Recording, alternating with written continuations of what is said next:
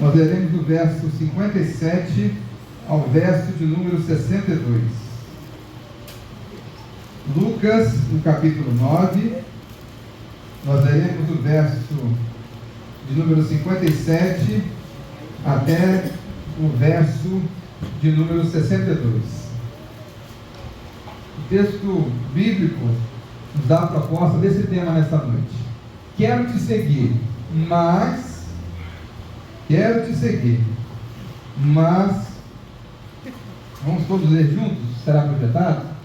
Verso 57 diz assim: enquanto seguiam pelo caminho, o homem disse a Jesus: eu te seguirei para onde quer que fores. Verso 58.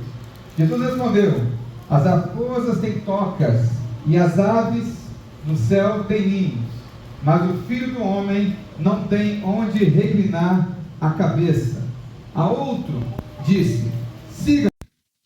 Ele, porém, respondeu: Senhor, deixa-me ir primeiro sepultar o meu pai.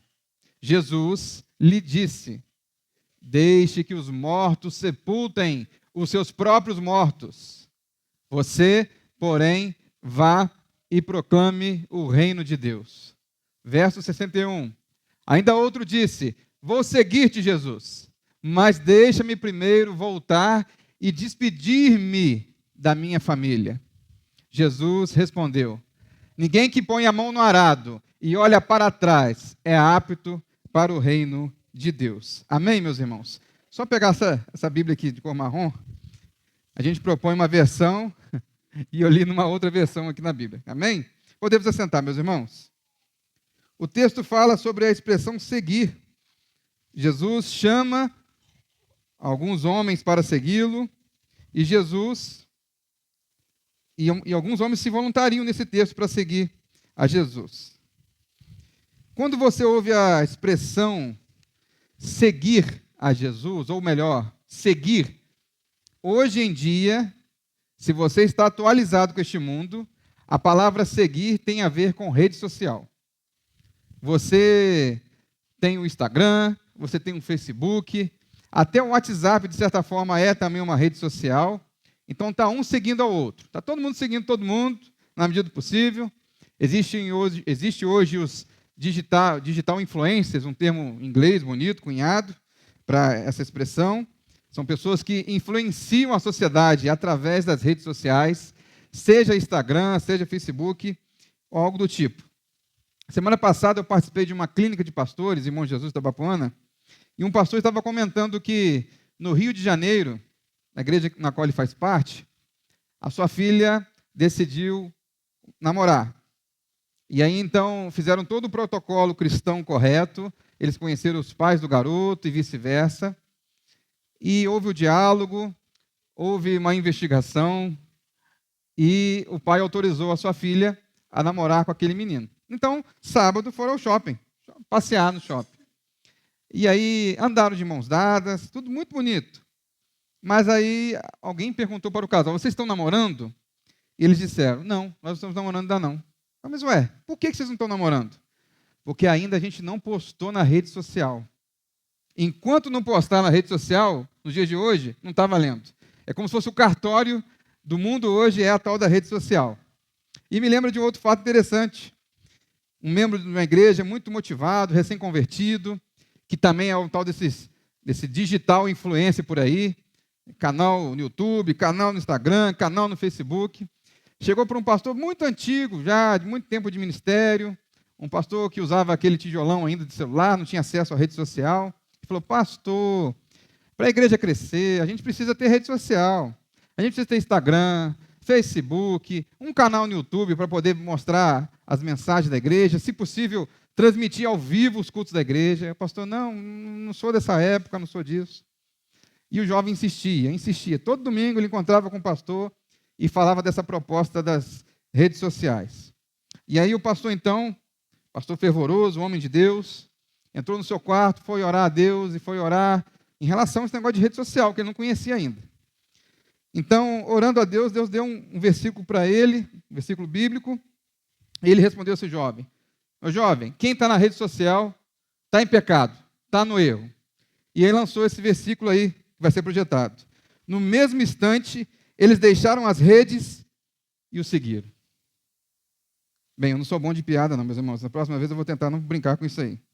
Mas as redes ali eram redes de pesca. O pastor tentou fazer com que o jovem desistisse das redes sociais e seguisse a Jesus. Meus irmãos, as redes sociais hoje e o celular é uma maior distração que nós temos no nosso dia a dia. Falemos a verdade. No Instagram, se você procurar lá, tem até os minutos diários ou as horas diárias que você passa ali com o dedinho rolando e vendo as coisas. É uma distração excepcional. Antigamente, que na minha época ainda distraía mais era a televisão, tinha que esperar o programa. Ontem, ou hoje, ontem a minha filha deu um desenho pelo YouTube e aí passou na Bandeirante, na TV.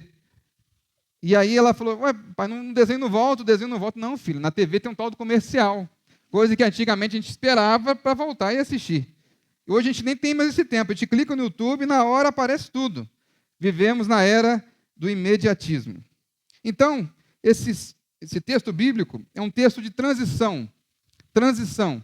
Jesus, até o capítulo 8, está na Galileia, operando milagres, fazendo algo maravilhoso do seu ministério, mas há uma transição e eles começam a andar pelo caminho, como diz o verso 9, eles descem da Galileia para Jerusalém. E Jesus, na sua sabedoria, ele chega até Jerusalém sabendo que estava por vir e para acontecer.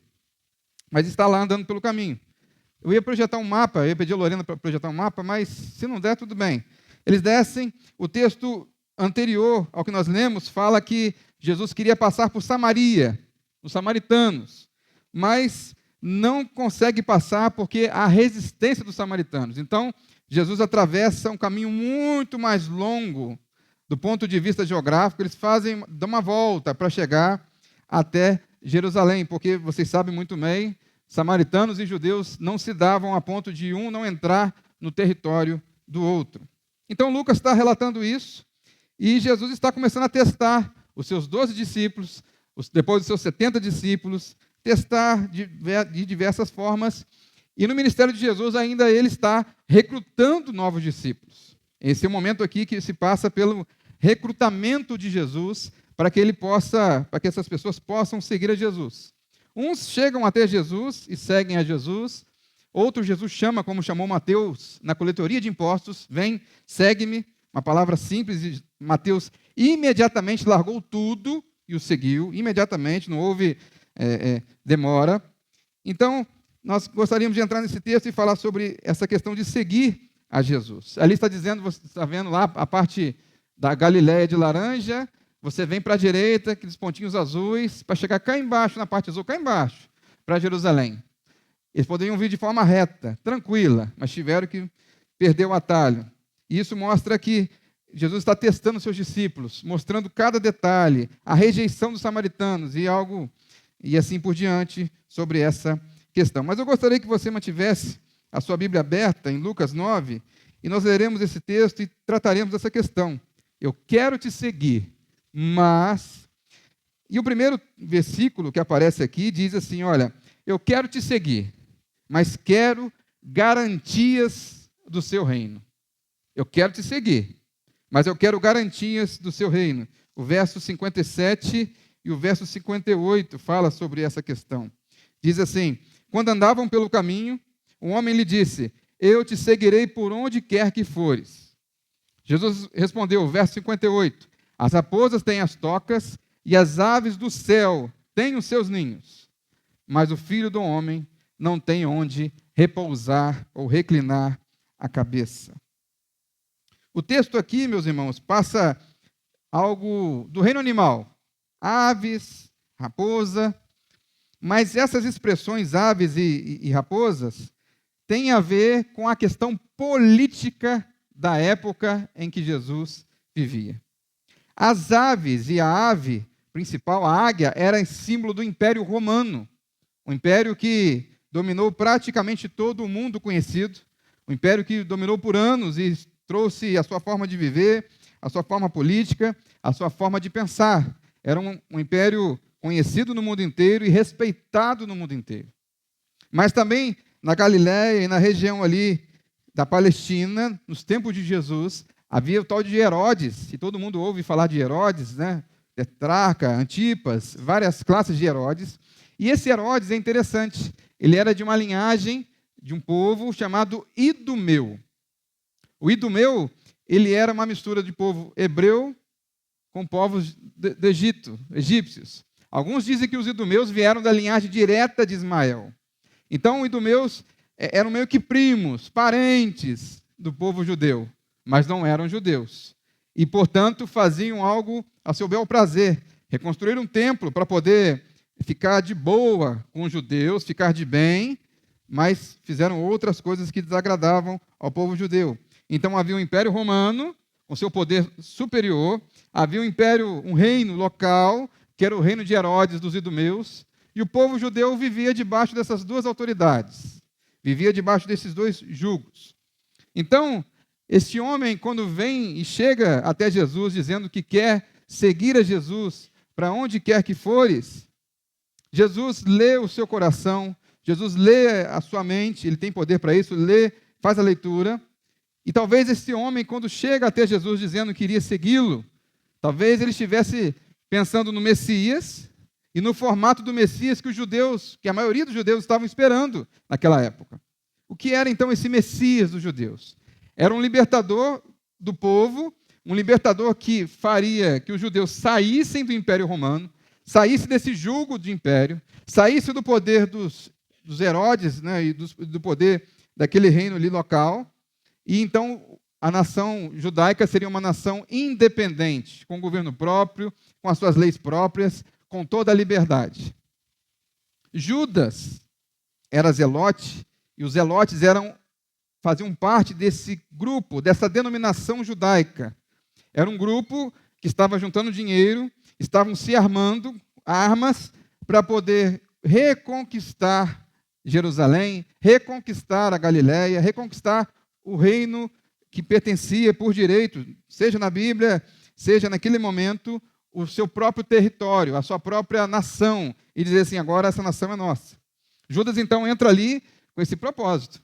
E é interessante que Judas, em João, no capítulo 12, recrimina quando aquela mulher chega aos pés de Jesus e lança um óleo preciosíssimo e caríssimo, que significaria, nos tempos de Jesus, 300 denários, o equivalente a 300 dias trabalhados no ano. Imagina seu salário de 300 dias, é um valor alto. Por mais simples que seja, mais barato que seja, é um valor alto.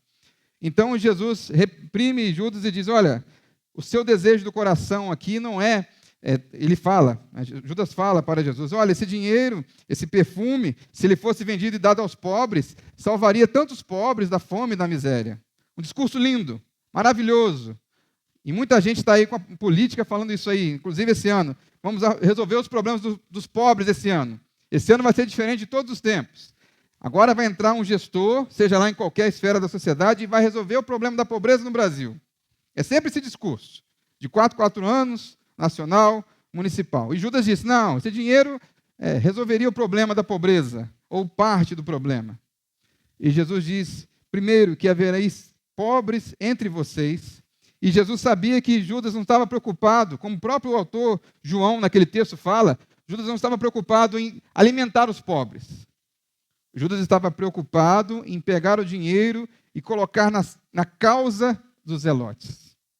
Muita hipocrisia que há quando se fala em política e dinheiro. Não estou dizendo que não se deve ajudar os pobres, não é essa a questão. Mas muita gente vem com esse discurso que eu vou ajudar os pobres, que eu vou salvar o povo da pobreza, mas na hora H não é assim que funciona, não é assim que acontece. Essa pessoa se enriquece e o pobre continua desamparado. Mas esse homem tinha toda uma característica de seguir Jesus. Eu quero te seguir, eu quero te servir. E é interessante que ele não coloca nenhum impedimento inicial. Dos 3 homens que aparecem nesse texto, esse homem é o que chega já disposto a tudo. Mas Jesus, já lendo o seu pensamento, a sua intenção, ele diz, olha, o meu reino não é um reino privilegiado nesse mundo.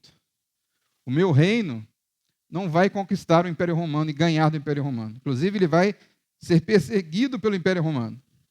O meu reino não vai ter nenhuma garantia de terra em Jerusalém, ou na Galiléia, ou em qualquer lugar do mundo. O meu reino não é deste mundo. O meu reino é eterno. E é através da justiça, da verdade, do amor e do reconhecimento de Jesus como rei. O meu reino não é deste mundo. Muitos judeus e cristãos foram mortos por Nero e depois em outros imperadores, porque apesar de Roma dar a liberdade religiosa, a tolerância, melhor dizendo, tolerância religiosa, para que os povos na sua religião praticassem de uma certa liberdade, mas quando o cristão dizia que não poderia adorar outro rei senão ao rei Jesus, então havia um problema, porque o imperador tinha que ser adorado. O imperador romano era a visão de um Deus naquela época, era uma visão deificada, era Deus. Então, quando os cristãos negavam que o imperador romano fosse um Deus, isso gerava problemas para ele. As aves do céu têm ninhos, as raposas têm tocas, mas o filho do homem não tem onde reclinar a cabeça. Um autor chamado T.W. Manson pontua que as aves do céu são os reinos dos gentios. Então, o significado dessa expressão pode ser todas as pessoas que se sentem na casa de Israel, exceto o verdadeiro Israel. Todas as pessoas que dizem ser, naquela época, da casa de Israel, não desfrutavam de um reino próprio, de um governo próprio. Esperavam um reino que chegaria e venceria romanos e o Império Herodiano e o povo, o Império Romano e o reino de Herodes, o reino da Galiléia. As aves dos céus e os senhores romanos, as raposas, os intrusos idumeus tornaram a posição segura, ou tornariam talvez a posição segura. Então eu quero servir a Jesus, mas quero viver num reino de paz, num reino de amor, num reino de tranquilidade, em que eu posso ser cristão, e quero até, e muitas das vezes os cristãos têm esse desejo de impor o cristianismo como religião oficial, como solução para os problemas da política. Colocamos candidatos evangélicos lá e achamos que eles vão resolver o problema. Infelizmente, até agora, a grande parte, muitos deles nos decepcionam. Quando vem com esse discurso, não, que vai ser diferente, e coloca a religião na frente, decepciona. Hoje existe teologias e pessoas querendo trazer o reino de Jesus através da política de Estado. Uma dessas teologias é a teologia da libertação, que disse que o reino de Jesus tem que ser instalado aqui e agora. Vamos instalar o reino de Jesus. E para isso, nós vamos vencer a política, nós vamos ganhar o poder, vamos tomar o poder e vamos colocar o cristianismo ou o reino de Deus através desse mundo. Mas Jesus disse que o reino dele não é desse mundo. Para que a gente vai tentar resolver essa questão aqui? Não é deste mundo. E assim por diante. Outros grupos entendem que se não tivermos um político evangélico, então nós estaremos perdidos, estaremos desamparados no que tange a política. Os discípulos de Jesus que andaram com Jesus, exceto o apóstolo Paulo, que viu a Jesus e por isso ele foi considerado apóstolo, morreram da seguinte forma, eu vou falar para vocês, vai ser projetado. Mateus foi morto à espada na cidade de Etiópia. Marcos foi arrastado pelas ruas de Alexandria e Egito até expirar. Lucas foi enforcado em uma oliveira na Grécia. João foi metido na caldeira, foi colocado numa caldeira de azeite a ferver em Roma, mas escapou ileso e morreu em Éfeso. Foi o único que morreu, como diz o ditado, de morte morrida, de velhice. O único. Tiago Maior, segundo o testemunho da Bíblia, foi degolado em Jerusalém. Felipe foi enforcado de encontro a um pilar em Herápolis, na Frígia, Ásia Menor. Bartolomeu foi esfolado vivo por ordem de um rei cruel. André foi crucificado e da cruz pregou ao povo até morrer. Pedro foi crucificado de cabeça para baixo, porque ele disse que não era digno de ser crucificado como Jesus foi. Ele tinha que ser de cabeça para baixo. Ele não tinha essa dignidade toda. Paulo foi decapitado em Roma, também durante o reinado de Nero. Será que estamos dispostos a seguir a Jesus? Será que estamos dispostos a seguir a Jesus? Mas aqui nós temos um outro personagem, um outro diálogo nessa parábola. E diz assim, eu quero te seguir, mas preciso cumprir o que manda a minha cultura. Verso 59 e o verso 60. A outro disse, siga-me. Mas o homem respondeu, Senhor, deixa-me ir primeiro sepultar o meu pai. Nós temos aqui um exemplo e vários exemplos. Um autor muito conhecido chamado Kenneth Bailey mostra a Bíblia e as parábolas de Lucas do perfil do Oriente Médio, porque às vezes a gente lê o texto, a gente olha muito do nosso perfil ocidental. Ele traz até algumas outras traduções orientais, que a ideia de sepultar aqui não é que esse homem está passando naquele momento, e naquele momento, exato momento, o pai dele está sendo sepultado. Não é exatamente isso que o texto quer dizer. Sepultar o pai aqui é a tradição da paternidade no Oriente Médio, que seria o quê? Eu vou viver com meu pai até que eu possa sepultá-lo. Eu vou trazer aqui algumas das outras traduções que diz assim, olha, tá no outro texto, mas eu vou só para exemplificar algumas questões aqui interessantes. Exemplo de paternidade e liderança no Oriente Médio. Um cumprimento de um senhor para o jovem no Líbano. Tem um senhor de idade, um jovem, e esse senhor estima esse jovem de uma forma especial. Ele, no seu idioma, diz assim, você me sepultará, meu filho.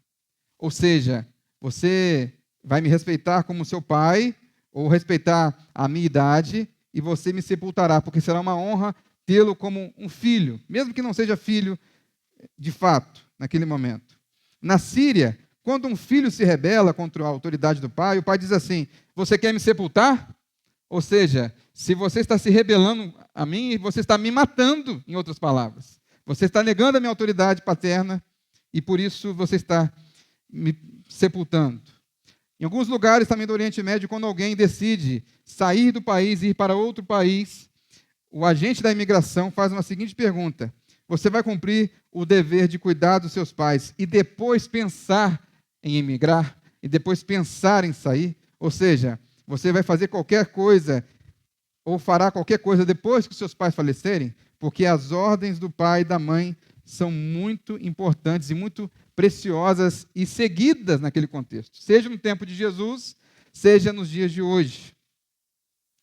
Alguns relatos dizem que no Oriente Médio também, se um engenheiro, um exemplo interessante, um engenheiro, um médico, uma pessoa de respeito de 40 anos de idade, seus pais estão vivos, ele está morando na capital, e os seus pais estão morando numa aldeia lá no interior, e ele decide mudar de lugar para trabalhar, olha só, né? Não é algo excepcional não, eu quero sair de um hospital e ir para outro, quero sair de um setor de trabalho e ir para outro, ele vai até o pai e pede permissão para fazê-lo. Veja, e é muito bonito, eu não estou dizendo que isso aqui é errado não, tá, meus irmãos? Não estou dizendo que isso é errado não, isso é muito bonito no Oriente Médio. Mas Jesus está pedindo algo a mais daquele servo. Ele está pedindo que, olha, esqueça tudo o que você tem a propor e me segue. Lembra de Mateus que eu falei no início da pregação? Mateus imediatamente seguiu a Jesus. Imediatamente. Os pescadores que eu falei da rede social, das redes, largaram suas redes e foram até Jesus. Não cumpriram nenhuma cerimônia, nenhuma formalidade. E às vezes a gente coloca tanta coisa, tanto empecilho para seguir Jesus. Olha, Jesus, primeiro eu vou fazer minha faculdade e depois eu vou te seguir. Olha, Jesus, primeiro eu vou arrumar um emprego bom, bacana, e quando eu estiver bem no meu emprego, eu volto para te seguir. Olha, Jesus, eu sei que o Senhor tem um chamado na minha vida, mas eu vou fazer isso depois que eu criar os meus filhos, que é algo bacana, legítimo. Só vou te seguir depois disso. Depois que estiverem criados, em condição, não estiver mais andando para cima e para baixo, fazendo bagunça na igreja, então eu vou voltar para a igreja e aí eu vou poder te servir. Quantos relatos nós temos, meus irmãos? E até no judaísmo tem. Eu ouvi de um judeu que se converteu ao cristianismo, dizendo que a sua família faz da seguinte forma: eles colocam no jornal uma nota de falecimento daquele filho. Aquele filho, quando se converte, ele morreu, sepultar. Ele é falecido para os judeus. Um pastor assembleano chamado Hidecaso Takayama, eu me lembro disso, criança, ouvindo o seu testemunho, ele de origem oriental, japonês, né, de origem japonesa, os pais também o abandonaram completamente quando ele abandonou a sua fé e seguiu a Jesus. Desrespeitou os pais. Se fosse seguir aquela cultura, ele deveria primeiro esperar que os pais falecessem para depois seguir Jesus. E é algo bonito, algo legítimo. A Bíblia diz, honra teu pai e tua mãe, para que os seus dias se prolonguem na terra. Êxodo 20, verso 12, está lá. Mas então, Jesus pede prioridade no seu reino. Romanos, no capítulo 12, verso 2, diz assim: e não vivam conforme os padrões deste mundo, mas deixem que Deus os transforme pela renovação da nossa mente. Aqui eu vou parar só um instante para fazer uma observação, e a gente tem que ter muito cuidado. Eu posso falar aqui com tranquilidade que isso aqui não acontece aqui, mas tem acontecido nas igrejas ao redor do Brasil, e tem-se muito falado nessa conversa, que eu acho um pouco exagerada, a tal da paternidade espiritual. O que é paternidade espiritual? Mas antes de falar de paternidade espiritual, isso não significa que o pastor não tem liderança sobre a sua vida. Não significa que o pastor serve para te cuidar, está ali para te cuidar, e que você tem que estar na igreja prestando contas não somente ao pastor, mas à igreja do Senhor Jesus. Tem gente também que quer viver, e até uma reação a isso, uma reação um pouco legítima, pessoa que se frustrou com alguns pastores, e aí diz assim, agora não vou dar satisfação a mais ninguém, vou viver o meu caminho, vou ser desigrejado, e assim por diante. Isso é um exagero, uma reação ao que acontece com a tal da paternidade espiritual. Paternidade espiritual é o cara que diz assim, olha, sou seu pai espiritual agora, sou seu pastor. E aí, tudo que você faz, você tem que pedir a ele. Há casos de pessoas que, até para um emprego novo, pede permissão ao pastor, o pastor pode liberar ou não. E sim, o emprego não tem nada demais, tá, gente? Não é um emprego que realmente ofende, um emprego no sentido de haver problemas. É tudo que a pessoa faz, tem que pedir ao pastor. Isso é um exagero. Está chegando aqui na nossa região também isso.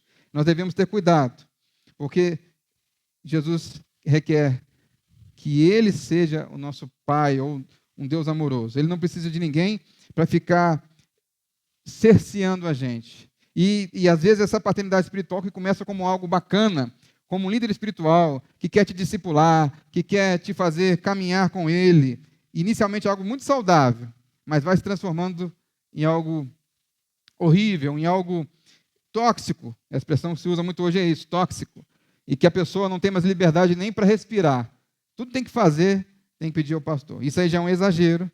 E pessoas manipulam outras pessoas, distorcem a palavra de Deus, distorcem o reino de Deus, que é muito maior do que essa pessoa, por algumas coisas pontuais. A gente ouve alguns relatos no YouTube, você pode procurar, de pessoas que têm um ministério lindo, mas ficaram escravizadas por conta desses tipos de pastores que acham que dizer qual a cor da camisa ou o creme dental que a pessoa deve usar, isso é ser pai espiritual. Então devemos ter cuidado com isso. Mas mediante essas questões todas culturais, nós estamos dispostos a seguir a Jesus?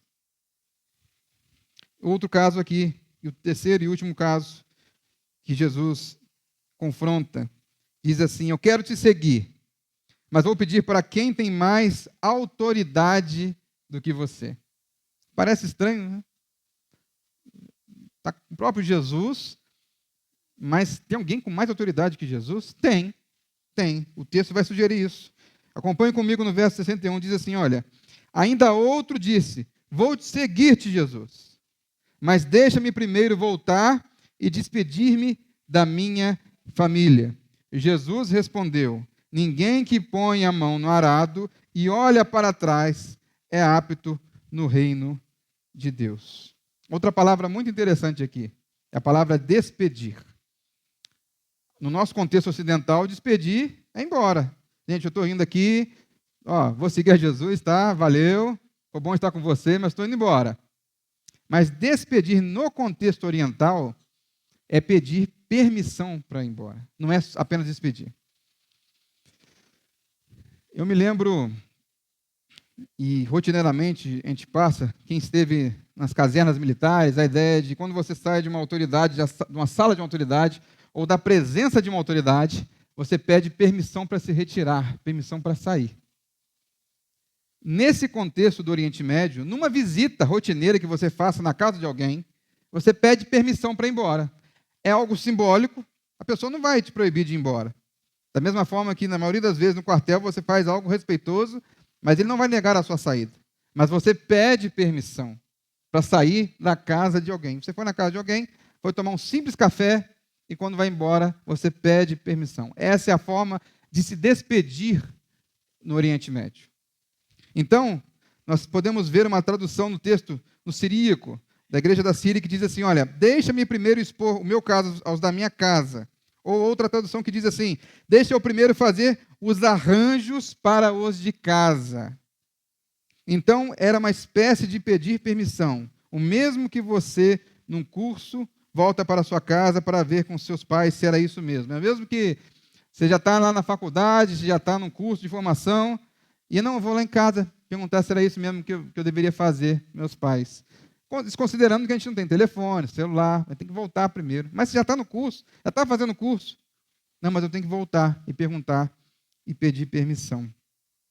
Jesus traz a figura do agricultor, a figura do arado. E eu acho que essa foto vai ser exibida aí de um agricultor na Etiópia, usando uma forma de arado mais simples possível, dos recursos mais simples possível àquele homem. E é interessante que eu pesquisei num comentário e fala dessa mesma forma. Se você olhar na figura, está um homem segurando com a mão esquerda o arado e com a mão direita, não aparece muito bem na foto, ele está segurando o boi. Isso faz todo o sentido. Quem já arou a terra dessa forma aí sabe que qualquer deslize, qualquer desatenção, você sai do sulco. O sulco é aquela região onde ela vai ser regada, vai ser plantada. Se falou até hoje sobre semente, né? Que a semente depois será jogada e ele iniciará uma nova plantação. Jesus está falando sobre isso, sobre segurar a mão no arado. Um comentarista chamado Joaquim Jeremias, muito conhecido sobre os seus comentários, as suas parábolas, ele fala sobre esse arado aí.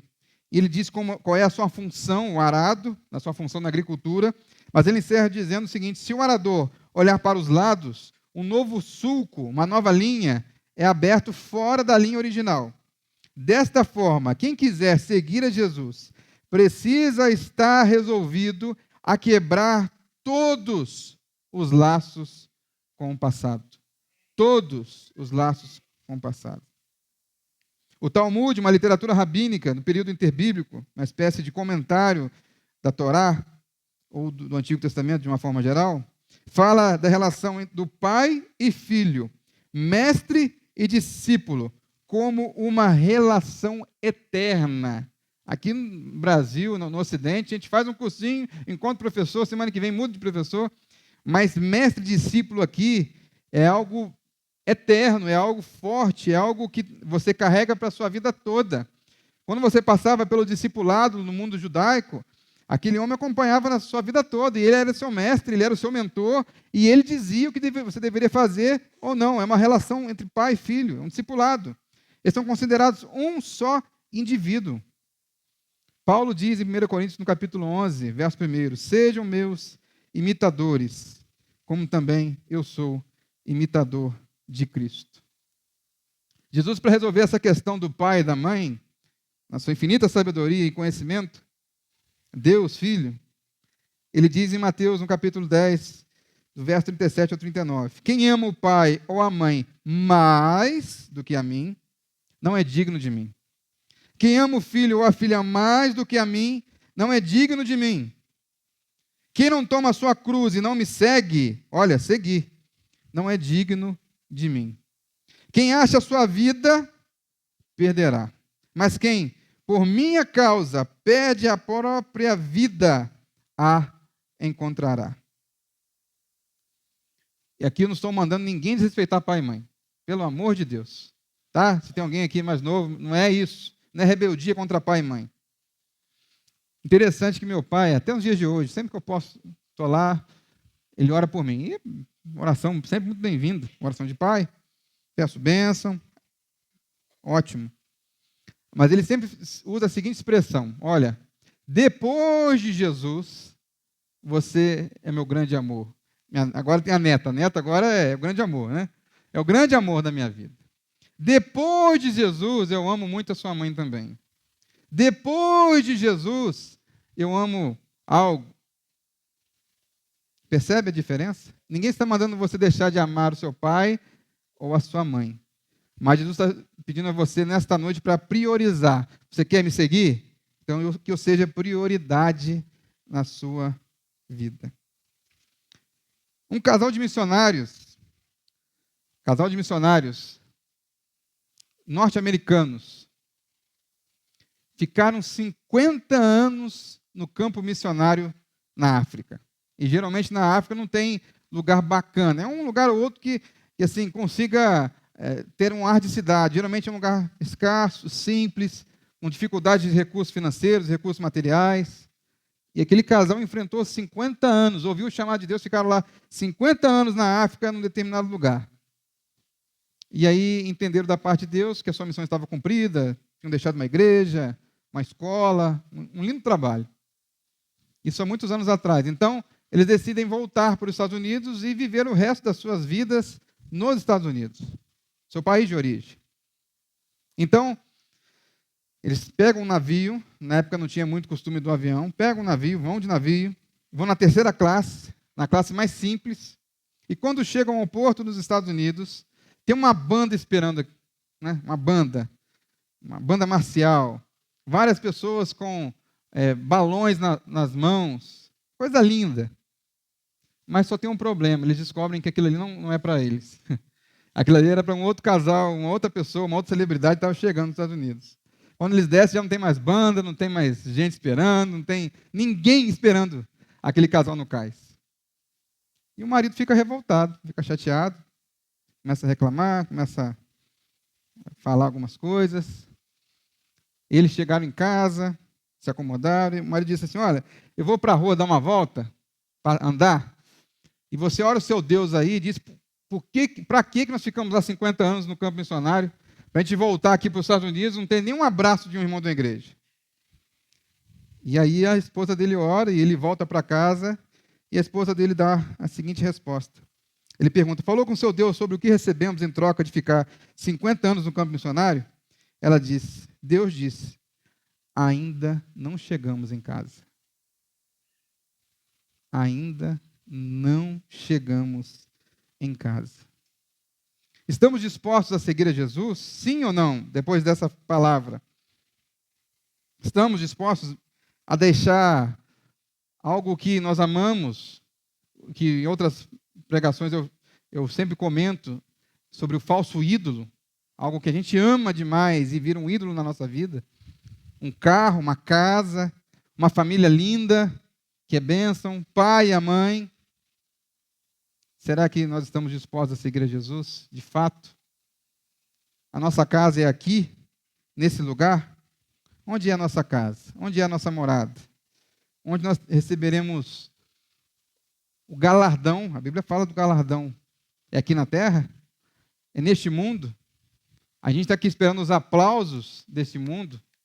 Parabéns, olha, que pessoa boa. Ou nós estamos aguardando o galardão celestial que nos está preparado. Você está disposto a seguir a Jesus? Negue-se a si mesmo. Tome a sua cruz. Essa mensagem fala muito ao meu coração, porque em vários momentos da minha vida eu tenho dificuldade de aceitar o chamado de Deus. Vários momentos. E em vários momentos da minha vida eu sou humano igual a vocês também. Eu sinto vontade de parar, de desistir, não é mais isso que eu quero fazer, ou que é a vontade de Deus. Eu acho, vou primeiro fazer outras coisas que são importantes para a sociedade. Eu quero transformar o mundo, eu quero me envolver e transformar a sociedade, e diminuir o problema da pobreza, diminuir a desigualdade social, que é algo lindo. E quem faz isso merece um aplauso, quem faz de coração aberto. E é tarefa do cristão também, da igreja do Senhor Jesus, nós fazemos algo para a sociedade também. Uma igreja relevante, uma igreja transformacional, segundo Sérgio Queiroz, um pastor lá da Paraíba. Mas é isso mesmo?